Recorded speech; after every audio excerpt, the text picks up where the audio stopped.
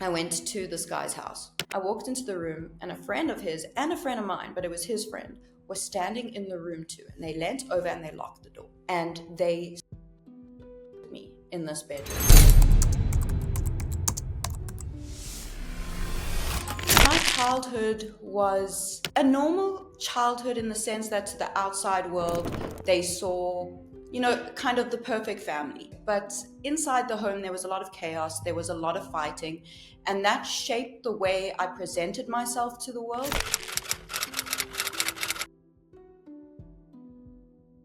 I got used to putting on a mask. So it took me through primary school, where I was so obsessed with how people perceived me. I would get bullied a lot for what I looked like, and I tried to change that about myself. And I took on a lot of trauma, and the way for me to move through it was by wearing a mask, was by wanting so desperately to be accepted. So I was clocked as the weird girl, and the group of girls I was friends with in high school said to me, "You're too weird to be our friend." I was like, okay, if these people think I'm weird, I'm going to show them how weird I can be. So I could control the narrative. So I dyed my hair jet black. I started scribbling like really heavy metal lyrics on my backpack, and I would go into school and play this character. And that way I felt like I was protecting myself. And because of the bullying I experienced when I was younger, I developed an eating disorder. I developed anorexia. And the first time I experienced some sort of institutionalization was when I was 16 years old, and I was taken to this facility, and everyone knew. And that became another aspect of my identity. I was the girl who was mentally ill. I was also a lot at this stage in my life. I was out with friends and completely blacked out. And I thought for the longest time that getting blackout meant getting drunk. It became normalized for me. So I was restricting food, eating a lot, partying a lot. And I also got quite paranoid in high school, and I felt out of control. But when I tried that tablet, it fed my eating disorder. When I left high school, I went and studied dramatic arts, which made complete sense for me. I got to be a whole other character on stage whenever I wanted to be someone else. And it was easy for me to be someone else because throughout this time, I was never myself. That's when the really got out of control. I started causing chaos. This all culminated to the point that I got kicked out of my home, and I moved in with my cousin and my auntie. And my cousin and my auntie were always my safe space for me. But it didn't stop anything. I started working at a club, a bar my friends owned. I was the door lady.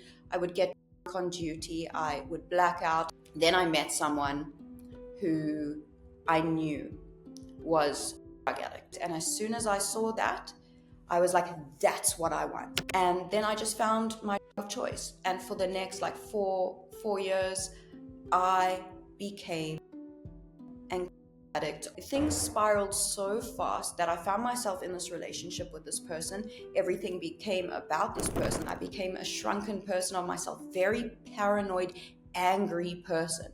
One night, I had gone missing for days, and I went home and I went to my mom and I tried to get money from her because I needed to get. She tried to physically stop me from exiting the house, and I went insane. I physically hit my mom. I harmed her.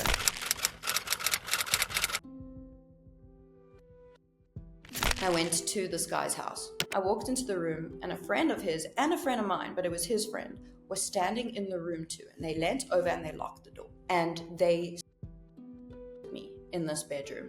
So I started screaming. And a friend of ours who was also in the house heard and let me out of the house. I got into my car, which I was still lucky enough to have, and I just drove to my mom's house, and I was screaming, I was crying, I was sobbing, and I was like, I'm done. I'm never doing this. I am done. This is never happening. I went to my bedroom and I passed out, and when I came to, I needed to go, and I needed people to use with. So I got in my car and I drove to that man's house, and I with all of them like nothing had happened. And that continued for years. I ended up going to rehab a second time. I did 3 weeks in there. I came out and I relapsed. Just typical kind of stuff. That I ended up, by choice, living in my car in a parking lot. But I chose to do this because my came first. So I thought, I'm going to get in the car, I'm going to drive to my dad, and I'm going to manipulate my dad. But as soon as I got to my father, he locked me in a bathroom and he phoned a rehab in front of me. And this was a facility I'd never been to before. And they said, what's going on? So he said, my daughter's addicted to me, and but she also has an eating disorder and she's really not well. I can see she's not well. The next day, my father took me to this facility. I tried to jump out of the car on the highway, but he had child locked the car, so I couldn't get out. He had his own mental health issues, not addiction, but mental health issues. So he knew how to handle me. He knew all the tricks, and I could not manipulate my father. So he took me to this rehab. It was the first time he got involved in any of that. I went in, but something happened in there. And this is where the shift happened and where I found the word I think would be surrender. Is we were sitting in group therapy, and it was a bunch of and a counselor. They were asking me to tell my story, and I went into great detail about every single trauma I had been through in my life. And I was waiting to see everyone's reactions, and everyone else was like emotionally reacting to what I was saying, except this counselor. I was looking at her and she was just staring at me blankly. And the counselor stopped me and she looked at me and she said, how do you feel having used your cousin's death as an excuse to traumatize yourself and your family even further? And I sat there and I was like, she's right. I've become that person. I have gone from to, and I did not want to be that person anymore. And that's where I found surrender. And it happened very slowly. I had to relearn who I was because my whole life I was wearing a mask. And I decided I wanted to get to know myself again. And the way I was able to do that was through community, something I was desperately seeking my whole life. I really had to start from scratch. When I left, I was privileged enough to go into a halfway house, and I was surrounded by other addicts. I was doing work on myself every day. I was going to meetings every single night. So yes, I had stopped using. I got my first proper job in a recovery because someone in a recovery circle said, you're a great writer. Why don't you try copywriting, work part-time for the company I work for? And I started building a career. All these great things were happening and they weren't instant. I mean, it was very lonely in the beginning. I wanted to go out and party and be around people. I couldn't. And I felt very sorry for myself for a lot of it, But I just knew because I saw in other recovering addicts, like that counselor who spoke to me that day, how she had built this amazing life for herself. And if she was able to get through the hard part, I could. So it's that mirror, that reflection of seeing myself in another recovering addict and wanting that. So I kept pushing through, but the eating disorder was holding me back very, very significantly. Every single Sunday, I would meet my father for breakfast and I wouldn't eat. I would meet him, we would talk, he would speak of his own recovery journey from his own mental health. I would speak about getting to know myself, getting to know the kind of things I like, the kind of music I liked. I didn't know what kind of music I liked. I didn't know what kind of fashion I liked. I didn't know who I was. My personality was still developing. I was like a baby. And I was learning with my father. My brother did not want to talk to me. My brother rarely went, for my mom and my brother, I think it was a lot harder because they were there through it. They saw the destruction, they experienced the destruction. They were the ones looking for me in the middle of the night when they thought I was dead. They were the ones trying to get me to a hospital when I refused hospital treatment. They were the ones getting physically assaulted. My dad wasn't, so it was easier for him to be present and understand because he had his own issues, My brother wanted nothing to do with me. He didn't believe I would stay sober, which is fair because I'd gone into facilities. I had harmed him significantly. He needed to see behavioral change in me that was long-term. But my brother started coming to these breakfasts with me and my dad because my dad was like, please just try. And we would have these breakfasts and they would get a bit weird if my brother was there, but we were, developing a relationship. My relationship with my mom was harder to rebuild because my mom only knew me in chaos.